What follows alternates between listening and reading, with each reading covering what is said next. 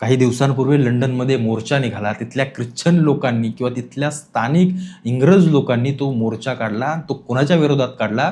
तर हे सगळे बाहेरून आलेले शरणार्थी म्हणजेच हे मुसलमान जे सगळ्या या युद्धजन्य देशातून या इंग्लंडमध्ये आणि या युरोप देशांमध्ये आलेत.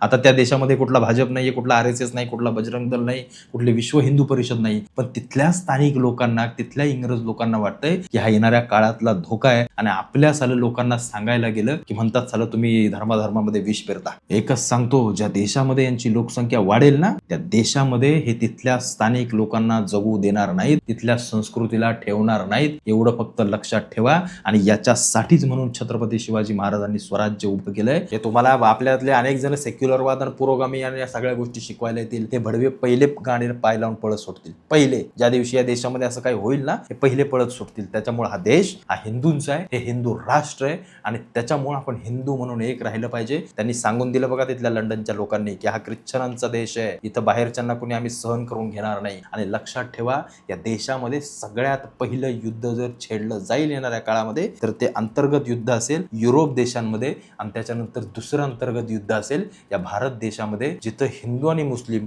आणि तिकडं ख्रिश्चन आणि मुस्लिम अशी सगळी युद्धजन्य परिस्थिती निर्माण होईल. आणि मी तुम्हाला जसं म्हटलं की गृहयुद्ध येणाऱ्या काळामध्ये होणार, निश्चित होणार. आणि त्याचं एकमेव कारण म्हणजे इथले की राहणारे मुस्लिम किंवा तिथले राहणारे मुस्लिम हे त्याचं सगळ्यात महत्वाचं कारण असेल. त्याच्यामुळे जागवा, जे धर्मांतरण केलं जात आहे या सगळ्या गोष्टीच्या विरोधात तुम्ही एक सामान्य नागरिक म्हणून आवाज उठवला पाहिजे आणि याच्यावरती कटाक्षानं लक्ष असलं पाहिजे. एवढं फक्त लक्षात ठेवा.